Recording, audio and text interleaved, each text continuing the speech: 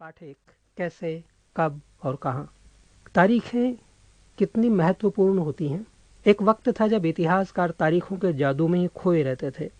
कब किस राजा की ताजपोशी हुई, कब कौन सा युद्ध हुआ, इन्हीं तारीखों पर गर्मा गर्म बहसें चलती थी। आम समझ के हिसाब में इतिहास को तारीखों का पर्याय माना जाता था। आपने भी लोगों को ये कहते हुए सुना होगा, इतिहास तो बहुत उबाऊ है भाई, बस तारीखें रटते चले जाओ। क्या इतिहास के बारे में ये धारणा सही है? इसमें कोई शक नहीं कि इतिहास अलग अलग समय पर आने वाले बदलावों के बारे में ही होता है। इसका संबंध इस बात से है कि अतीत में चीजें किस तरह की थी और उनमें क्या बदलाव आए हैं। जैसे ही हम अतीत और वर्तमान की तुलना करते हैं, हम समय का जिक्र करने लगते हैं। हम पहले और बाद में की बात करने लगते हैं। रोजमर्रा की जिंदगी में हम अपने आसपास की चीजों पर हमेशा ऐतिहासिक सवाल नहीं उठाते। हम चीजों को स्वाभाविक मानकर चलते हैं, मानो जो कुछ हमें दिख रहा है वह हमेशा से ऐसा ही रहा हो। लेकिन हम सबके सामने कभी कभी अचंभे के क्षण आते हैं। कई बार हम उत्सुक हो जाते हैं और ऐसे सवाल पूछते हैं जो वाकई ऐतिहासिक होते हैं। किसी व्यक्ति को सड़क किनारे चाय के घूंट भरते देखकर आप इस बात पर हैरान हो सकते हैं कि चाय या कॉफी पीने का चलन शुरू कब से हुआ होगा। रेलगाड़ी की खिड़की से बाहर झांकते हुए आपके जहन में यह सवाल उठ सकता है कि रेलवे का निर्माण कब हुआ। रेलगाड़ी के आने से पहले लोग दूर दूर की यात्रा किस तरह कर पाते थे। सुबह सुबह अखबार पढ़ते हुए आप ये जानने के लिए उत्सुक हो सकते हैं कि जिस जमाने में अखबार नहीं छपते थे, उस समय लोगों को चीज़ों की जानकारी कैसे मिलती थी। ये सारे ऐतिहासिक सवाल हमें समय के बारे में सोचने के लिए प्रेरित कर देते हैं। समय को हमेशा साल या महीनों के पैमाने पर ही नहीं देखा जा सकता। कई बार ऐसी प्रक्रियाओं के लिए कोई तारीख तय करना वाकई गलत होता है, जो एक लंबे समय तक चलती रहती है। भारत में लोगों ने अचानक एक दिन सुबह सवेरे चाय पीना शुरू नहीं कर दिया था। इसका स्वाद धीरे धीरे ही उनके जबान पर चढ़ा था। इस तरह की प्रक्रियाओं के लिए कोई स्पष्ट विधि नहीं हो सकती। इसी तरह हम ब्रिटिश शासन की स्थापना के लिए भी कोई एक तिथि नहीं बता सकते। राष्ट्रीय आंदोलन किस दिन शुरू हुआ या अर्थव्यवस्था या समाज में किस दिन बदलाव आए, यह बताना भी संभव नहीं है। ये सारी चीजें एक लंबे समय में घटती हैं। ऐसे में हम सिर्फ एक अवधि की ही बात कर सकते हैं। एक लगभग सही अवधि के बारे में बता सकते हैं जब वे खास बदलाव दिखाई देने शुरू हुए होंगे। तो फिर लोग इतिहास को तारीखों से जोड़कर क्यों देखते हैं? इस जुड़ाव की एक वजह है। एक समय था जब युद्ध और बड़ी बड़ी घटनाओं के ब्यौरों को ही इतिहास माना जाता था। यह इतिहास राजा महाराजाओं और उनकी नीतियों के बारे में होता था। इतिहासकार ये लिखते थे कि कौन से साल राजा को ताज पहनाया गया, किस साल उसका विवाह हुआ, किस साल उसके घर में बच्चा पैदा हुआ, कौन से साल उसने कौन सी लड़ाई लड़ी, वह कब मरा और उसके बाद कब कौन सा शासक गद्दी पर बैठा। इस तरह की घटनाओं के लिए निश्चित तिथि बताई जा सकती है और इस तरह के इतिहासों में तिथियों का महत्व बना रहता है। जैसा कि पिछले 2 साल के इतिहास की किताबों में आपने देखा है, अब इतिहासकार बहुत सारे दूसरे मुद्दों और दूसरे सवालों के बारे में भी लिखने लगे हैं। वे इस बात पर ध्यान देते हैं कि लोग किस तरह अपनी रोजी रोटी चलाते थे, वे क्या पैदा करते थे और क्या खाते थे, शहर कैसे बने और बाजार किस तरह फैले, किस तरह रियासतें बनी, नए विचार पनपे और संस्कृति व समाज किस तरह बदले। यहाँ चित्र 1 दिया है जिसमें ब्राह्मण ब्रिटानिया को शास्त्र भेंट कर रहे हैं। जेम्स रेनेल द्वारा तैयार किए गए पहले नक्शे का आवरण चित्र 1782 का। रॉबर्ट क्लाइव ने रेनेल को हिंदुस्तान के नक्शे तैयार करने का काम सौंपा था। भारत पर अंग्रेजों की विजय के समर्थक रेनेल को वर्चस्व स्थापित करने की प्रक्रिया में नक्शे तैयार करना बहुत महत्वपूर्ण लगता था। यहाँ जो तस्वीर दी है, इसमें दिखाया गया है कि भारत के लोग स्वेच्छापूर्वक अपने प्राचीन पवित्र ग्रंथ ब्रिटिश सत्ता की प्रतीक ब्रिटानिया को सौंप रहे हैं, मानो वे उसे भारतीय संस्कृति के रक्षा के लिए आने का आग्रह कर रहे हों। यह चित्र किस प्रकार उपनिवेशवाद का बोध कराता है, ये सोचने की बात है। चित्र 2 दिया है, विज्ञापनों से भी पसंद नापसंद तय होती है। ये लिप्टन टी का है। पुराने विज्ञापनों से हमें यह समझने में मदद मिलती है कि नए उत्पादों के लिए बाजार किस तरह तैयार हुए और किस तरह नई रुचियां चलन में आई। 1952 में लिप्टन चाय के लिए तैयार किया गया यह विज्ञापन इस बात की ओर संकेत करता है कि दुनिया भर के शाही लोग यही चाय पीते हैं। इस तस्वीर में पीछे की तरफ एक भारतीय महल दिखाई दे रहा है, जबकि अगले हिस्से में ब्रिटेन की रानी विक्टोरिया का तीसरा बेटा राजकुमार आर्थर घोड़े पर बैठा हुआ है। राजकुमार आर्थर को ड्यूक ऑफ कनॉट की पदवी दी गई थी। यहाँ चित्र 3 भी है। वॉरेन हेस्टिंग्स 1773 में भारत के पहले गवर्नर जनरल बने, उनका चित्र है। इतिहास की किताबों में गवर्नर जनरल्स के कारनामों, जीवनियों में उनके गौरव गाथाओं और तस्वीरों में उनके भव्य व्यक्तित्व को उभारा जाता था। यह एक गतिविधि दी है, अपनी माँ या परिवार के किसी अन्य सदस्य से बात करके उनके जीवन के बारे में पता लगाएं। अब उनके जीवन को अलग अलग कालखंडों में बांटें और प्रत्येक अवधि की महत्वपूर्ण घटनाओं की सूची बनाएं। स्पष्ट करें कि आपने कालखंडों को किस तरह तय किया है। कौन सी तारीख है? कुछ तारीखों को महत्वपूर्ण मानने का पैमाना क्या होता है? हम जो तारीखें चुनते हैं, जिन तारीखों के इर्द गिर्द हम अतीत की कहानी सुनते हैं, वे अपने आप में महत्वपूर्ण नहीं होती। वे इसलिए महत्वपूर्ण हो जाती हैं क्योंकि हम कुछ खास घटनाओं को महत्वपूर्ण मानकर चलने लगते हैं। अगर अध्ययन का विषय बदल जाता है, अगर हम नए मुद्दों पर ध्यान देने लगते हैं, तो महत्वपूर्ण तारीखें भी बदल जाती हैं। एक उदाहरण पर विचार कीजिए। भारत में ब्रिटिश इतिहासकारों ने जो इतिहास लिखे, उनमें हर एक गवर्नर जनरल का शासनकाल महत्वपूर्ण है। ये इतिहास प्रथम गवर्नर जनरल वॉरेन हेस्टिंग्स के शासन से शुरू होते थे और आखिरी वाइसरॉय लॉर्ड माउंटबेटन के साथ खत्म होते थे। अलग अलग अध्यायों में हम दूसरे governors general Hastings, Wellesley, Bentinck, Dalhousie, Canning, Lawrence, Lytton, Ripon, Curzon, Hardinge, Irwin के बारे में भी पढ़ते हैं। इस इतिहास में गवर्नर्स जनरल और वाइसरॉयज का कभी न खत्म होने वाला सिलसिला ही छाया रहता था। इतिहास की इन किताबों में सारी तारीखों का महत्व इन अधिकारियों, उनकी गतिविधियों, नीतियों, उपलब्धियों के आधार पर ही तय होता था। ये ऐसे था मानो इन लोगों के जीवन के बाहर कोई ऐसी चीज नहीं थी जिसे जानना महत्वपूर्ण हो। इन लोगों के जीवन का क्रम ब्रिटिश भारत के इतिहास में अलग अलग अध्यायों का विषय बन जाता था। क्या हम इसी दौर के इतिहास को अलग ढंग से नहीं लिख सकते? गवर्नर्स जनरल के इस इतिहास के चौखटे में हम भारतीय समाज के विभिन्न समूहों और वर्गों की गतिविधियों पर किस तरह ध्यान दे सकते हैं? जब हम इतिहास या कोई कहानी लिखते हैं तो उसे टुकड़ों या अध्यायों में बांट देते हैं। हम ऐसा क्यों करते हैं? ऐसा इसलिए किया जाता है ताकि हर अध्याय में कुछ सामंजस्य रहे। इसका मकसद कहानी को इस तरह सामने लाना होता है कि उसे आसानी से समझा जा सके और याद रखा जा सके। इस प्रक्रिया में हम सिर्फ उन घटनाओं पर जोर देते हैं जो उस कहानी को पेश करने में मददगार होती हैं। जो इतिहास गवर्नर्स जनरल के जीवन के इर्द गिर्द चलता है, उसमें भारतीयों की गतिविधियां कोई मायने नहीं रखती। उनके लिए वहां कोई जगह नहीं होती। तो फिर क्या किया जाए?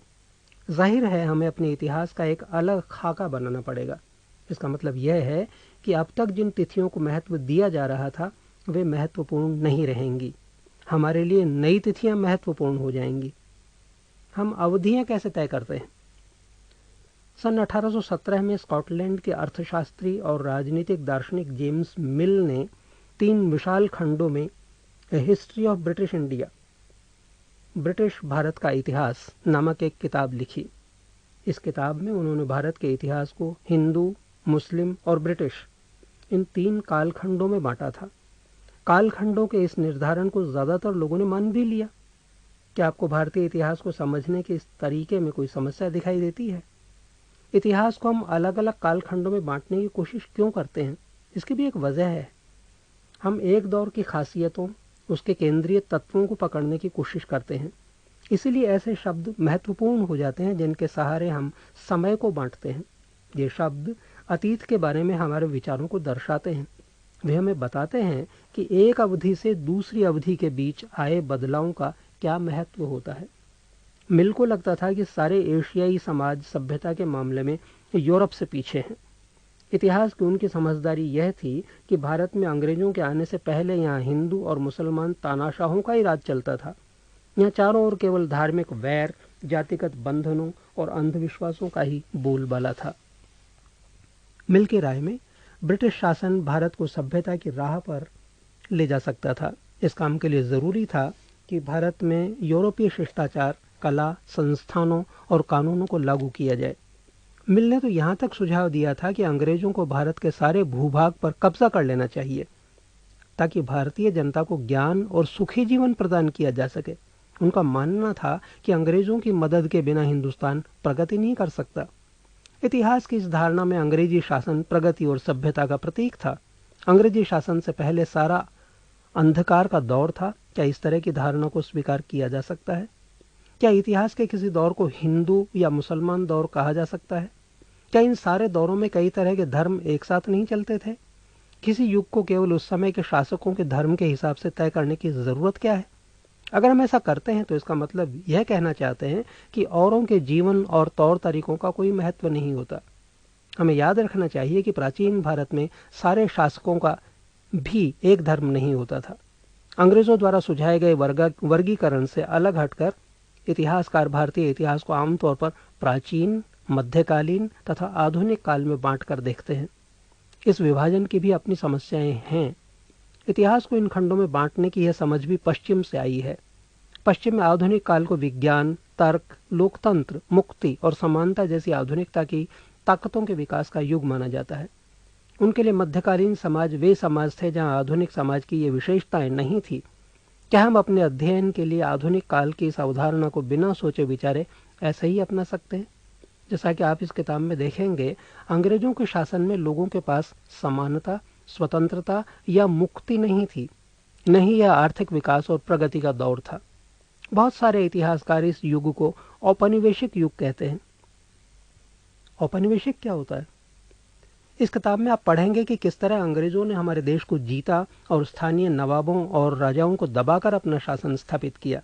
आप देखेंगे कि किस तरह उन्होंने अर्थव्यवस्था व समाज पर नियंत्रण स्थापित किया, अपने सारे खर्चों को निपटाने के लिए राजस्व वसूल किया, अपनी ज़रूरत की चीज़ों को सस्ती कीमत पर खरीदा, निर्यात के लिए महत्वपूर्ण फसलों की खेती कराई और इन सारी कोशिशों के कारण क्या बदलाव आए? आप यह भी जानेंगे कि ब्रिटिश शासन के कारण यहाँ की मूल्य मान्यताओं और पसंद नापसंद, रीति रिवाज व तौर तरीकों में क्या बदलाव आए। जब एक देश पर दूसरे देश के दबदबे से इस तरह के राजनीतिक, आर्थिक, सामाजिक और सांस्कृतिक बदलाव आते हैं तो इस प्रक्रिया को औपनिवेशीकरण कहा जाता है।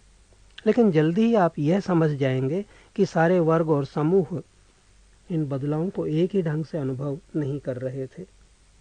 इसीलिए इस किताब को हमारे अतीत यानी कई अतीतों पर केंद्रित नाम दिया गया है। हम किस तरह जानते हैं? भारतीय इतिहास के पिछले 250 साल का इतिहास लिखने के लिए इतिहासकार कौन से स्रोतों का इस्तेमाल करते हैं? प्रशासन अभिलेख तैयार करता है। अंग्रेजी शासन द्वारा तैयार किए गए सरकारी रिकॉर्ड इतिहासकारों का एक महत्वपूर्ण साधन होते हैं। अंग्रेजों की मान्यता थी कि चीज़ों को लिखना बहुत महत्वपूर्ण होता है। उनके लिए हर निर्देश, हर योजना, नीतिगत फैसले, सहमति, जांच को साफ साफ लिखना जरूरी था।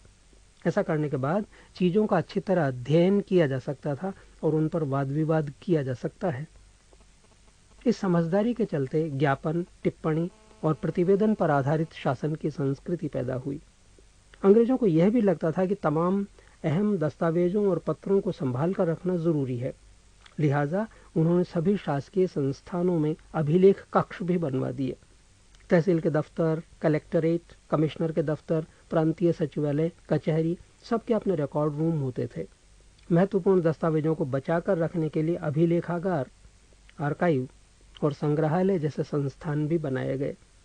19वीं सदी की शुरुआत में प्रशासन की एक शाखा से दूसरी शाखा के पास भेजे गए पत्रों और ज्ञापनों को आप आज भी अभिलेखागारों में देख सकते हैं। वहाँ आप जिला अधिकारियों द्वारा तैयार किए गए नोट्स और रिपोर्ट पढ़ सकते हैं या ऊपर बैठे अफसरों द्वारा प्रांतीय अधिकारियों को भेजे गए निर्देश और सुझाव देख सकते हैं। 19वीं सदी के शुरुआती सालों में इन दस्तावेजों की सावधानीपूर्वक नकलें बनाई जाती थी। उन्हें खुशनवीसी के माहिर लिखते थे। खुशनवीसी या सुलेखनवीस ऐसे लोग होते हैं जो बहुत सुंदर ढंग से चीज़ें लिखते हैं। 19वीं सदी के मध्य तक छपाई तकनीक भी फैलने लगी थी। इस तकनीक के सहारे अब प्रत्येक सरकारी विभाग की कार्रवाइयों के दस्तावेजों की कई कई प्रतियां बनाई जाने लगी। यहाँ एक चित्र है। गृह विभाग को भेजी गई रिपोर्टें सन 1946 में भारत की औपनिवेशिक सरकार शाही भारतीय नौसेना के जहाज़ों में सिपाहियों की बगावत को कुचलने का प्रयास कर रही थी। उस समय विभिन्न बंदरगाहों से गृह विभाग को जो रिपोर्ट्स मिल रही थी उनके कुछ नमूने इस प्रकार हैं। बम्बई, इस बात का इंतज़ाम कर लिया गया है कि सेना जहाज़ों और दफ्तरों पर कब्जा कर ले। शाही नौसैनिक जहाज अभी भी बंदरगाह से बाहर ही हैं। कराची, 301 विद्रोहियों को गिरफ्तार कर लिया गया है। कुछ अन्य संदेहास्पद विद्रोही भी गिरफ्तार किए गए हैं। सारे दफ्तर सैनिक निगरानी में हैं। विशाखापट्टनम, स्थिति पूरी तरह नियंत्रण में है और कहीं हिंसा नहीं हुई है। जहाज़ों और प्रतिष्ठानों पर सैनिक गार्ड तैनात कर दिए गए हैं। किसी परेशानी की उम्मीद नहीं है, सिवाय इसके कि संभव है कुछ सिपाही काम पर न आए। Director of intelligence, headquarter India command, situation report संख्या 7 है, गृह राजनीतिक भारत सरकार की तरफ से। एक यहाँ चित्र है, चित्र 4, भारतीय राष्ट्रीय अभिलेखागार, जो 1920 के दशक में बनाया गया। जब नई दिल्ली का निर्माण हुआ तो राष्ट्रीय संग्रहालय और राष्ट्रीय अभिलेखागार दोनों ही वाइसरॉय के निवास के नज़दीक बनाए गए थे। इससे पता चलता है कि अंग्रेजों की सोच में इन संस्थानों का कितना भारी महत्व था। सर्वेक्षण का बढ़ता महत्व। औपनिवेशिक शासन के दौरान सर्वेक्षण का चलन भी महत्वपूर्ण होता गया। अंग्रेजों का विश्वास था कि किसी देश पर अच्छी तरह शासन चलाने के लिए उसको सही ढंग से जानना जरूरी होता है। 19वीं सदी की शुरुआत तक पूरे देश का नक्शा तैयार करने के लिए बड़े बड़े सर्वेक्षण किए जाने लगे। गांवों में राजस्व सर्वेक्षण किए गए। इन सर्वेक्षणों में धरती की सतह, मिट्टी की गुणवत्ता, वहां मिलने वाले पेड़ पौधों और जीव जंतुओं तथा स्थानीय इतिहासों व फसलों का पता लगाया जाता था। अंग्रेजों के राय में किसी इलाके का शासन चलाने के लिए इन सारी बातों को जानना जरूरी था। 19वीं सदी के आखिर से हर 10 साल में जनगणना भी की जाने लगी। जनगणना के जरिए भारत के सभी प्रांतों में रहने वाले लोगों की संख्या, उनकी जाति, इलाके और व्यवसाय के बारे में जानकारियां इकट्ठा की जाती थी। इसके अलावा वानस्पतिक सर्वेक्षण, प्राणी वैज्ञानिक सर्वेक्षण, पुरातात्वीय सर्वेक्षण, मानवशास्त्रीय सर्वेक्षण, वन सर्वेक्षण आदि कई दूसरे सर्वेक्षण भी किए जाते थे। अधिकृत रिकॉर्ड्स से क्या पता नहीं चलता। रिकॉर्ड्स के इस विशाल भंडार से हम बहुत कुछ पता लगा सकते हैं। फिर भी इस बात को नज़रअंदाज नहीं किया जा सकता कि ये सारे सरकारी रिकॉर्ड हैं। इनसे हमें यही पता चलता है कि सरकारी अफसर क्या सोचते थे, उनकी दिलचस्पी किन चीज़ों में थी और बाद के लिए वे किन चीज़ों को बचाए रखना चाहते थे। इन रिकॉर्ड्स से हमें यह समझने में हमेशा मदद नहीं मिलती कि देश के दूसरे लोग क्या महसूस करते थे और उनकी कार्रवाइयों की क्या वजह थी। इन बातों को जानने के लिए हमें कहीं और देखना होगा। जब हम ऐसे दूसरे स्रोतों की तलाश में निकलते हैं तो उनकी भी कोई कमी नहीं रहती, लेकिन सरकारी रिकॉर्ड्स के मुकाबले उन्हें ढूंढना ज़रा मुश्किल साबित होता है। इस लिहाज से लोगों की डायरीज, तीर्थ यात्राओं और यात्रियों के संस्मरण, महत्वपूर्ण लोगों की आत्मकथाएं और स्थानीय बाजारों में बिकने वाली लोकप्रिय पुस्तिकाएं महत्वपूर्ण हो जाती हैं। जैसे जैसे छपाई की तकनीक फैली, अखबार छपने लगे और विभिन्न मुद्दों पर जनता में बहस भी होने लगी। नेताओं और सुधारकों ने अपने विचारों को फैलाने के लिए लिखा, कवियों और उपन्यासकारों ने अपनी भावनाओं को व्यक्त करने के लिए लिखा। लेकिन ये सारे स्रोत उन लोगों ने रचे हैं जो पढ़ना लिखना जानते थे। इनसे हम यह पता नहीं लगा सकते कि आदिवासी और किसान, खदानों में काम करने वाले मजदूर या सड़कों पर जिंदगी गुजारने वाले गरीब किस तरह के अनुभवों से गुजर रहे थे। अगर हम थोड़ी और कोशिश करें तो हम इस बारे में भी जान सकते हैं। जैसे जैसे आप इस किताब में आगे बढ़ेंगे आपको यह बात समझ में आने लगेगी। यहाँ चित्र 5 है, शरीफे का पौधा, 1770 का दशक का है। अंग्रेजों द्वारा बनाए गए वनस्पतिक उद्यान और प्राकृतिक इतिहास के संग्रहालयों में विभिन्न पौधों के नमूने और उनसे संबंधित जानकारियां इकट्ठा की जाती थी। इन नमूनों के चित्र स्थानीय कलाकारों से बनवाए जाते थे। अब इतिहासकार इस बात पर ध्यान दे रहे हैं कि इस तरह की जानकारी किस तरह इकट्ठा की जाती थी और इससे उपनिवेशवाद के बारे में क्या पता चलता है। चित्र 6 यहाँ पर है। बंगाल में मानचित्रण और सर्वेक्षण कार्य चल रहा है। जेम्स प्रिंसेप द्वारा बनाई गई तस्वीर है सन 1832 की। इसमें देखा जा रहा है कि सर्वेक्षण में इस्तेमाल होने वाले सारे उपकरणों को चित्र के अगले हिस्से में दिखाया गया है। चित्रकार इस परियोजना के वैज्ञानिक स्वरूप पर खास तौर से जोर देना चाहते हैं। यहाँ चित्र 7 दिया है। 1857 के विद्रोही इसमें दिखाए गए हैं। तस्वीरों को ध्यान से देखने से मालूम पड़ता है कि हमें चित्रकार की सोच पता चलती है। 1857 के विद्रोह के बाद अंग्रेजों द्वारा तैयार की गई सचित्र पुस्तकों में यह तस्वीर कई जगह दिखाई देती है। इस तस्वीर के नीचे लिखा होता था, बागी सिपाही लूट खसोट में लगे हुए हैं। अंग्रेजों की नज़र में विद्रोही जनता लालची, दुष्ट और बेरहम थी। इस विद्रोह के बारे में आप अध्याय 5 में पढ़ेंगे। यहाँ पर हिंदुस्तान टाइम्स 22 मार्च 1946 की एक खबर छपी है जिसका शीर्षक है, इंसानों के खाने के लायक नहीं है। अखबारों से देश के विभिन्न विभागों में चल रहे आंदोलनों का पता चलता है। यहाँ 1946 में हुई पुलिस की एक हड़ताल की खबर दी गई है। दिल्ली में 2000 से ज़्यादा पुलिस वालों ने बृहस्पतिवार सवेरे अपने कम वेतन और पुलिस लाइन्स बावर्ची खाने से आने वाले घटिया भोजन के खिलाफ खाना खाने से इनकार कर दिया। जैसे जैसे यह खबर दूसरे पुलिस थानों तक पहुंची, वहां भी पुलिस वालों ने खाने से इनकार कर दिया। एक हड़ताली का कहना है, पुलिस लाइन्स की रसोई से हमारे लिए जो खाना आता है वह कोई इंसान नहीं खा सकता। हमें जो चपाती और दाल खानी पड़ती है उसे जानवर तक नहीं खा सकते। गतिविधि स्रोत 1 और 2 को देखें। क्या आपको प्रतिवेदनों के स्वरूप में कोई फर्क दिखाई देता है? बताएं कि आपको क्या फर्क लगता है। आइए कल्पना करें। कल्पना कीजिए कि आप इतिहासकार हैं। आप ये पता लगा चाहते हैं कि आज़ादी मिलने के बाद एक दुर्गम आदिवासी इलाके की खेती में क्या बदलाव आए हैं। इन जानकारियों को ढूंढने के विभिन्न तरीकों की सूची बनाएं। फिर से याद करें। पहला, सही और गलत बताएं। कहें, जेम्स मिल ने भारतीय इतिहास को हिंदू, मुस्लिम, ईसाई 3 कालखंडों में बांट दिया था। ख, सरकारी दस्तावेजों से हमें यह समझने में मदद मिलती है कि आम लोग क्या सोचते हैं। ग, अंग्रेजों को लगता था कि सही तरह शासन चलाने के लिए सर्वेक्षण महत्वपूर्ण होते हैं। आइए विचार करें। दूसरा प्रश्न, जेम्स मिल ने भारतीय इतिहास को जिस तरह कालखंडों में बांटा है उसमें क्या समस्याएं हैं। 3, अंग्रेजों ने सरकारी दस्तावेजों को किस तरह सुरक्षित रखा। 4, इतिहासकार पुराने अखबारों से जो जानकारी जुटाते हैं वह पुलिस की रिपोर्ट्स में उपलब्ध जानकारी से किस तरह अलग होती है। आइए करके देखें। प्रश्न 5, क्या आप आज की दुनिया के कुछ सर्वेक्षणों का उदाहरण दे सकते हैं।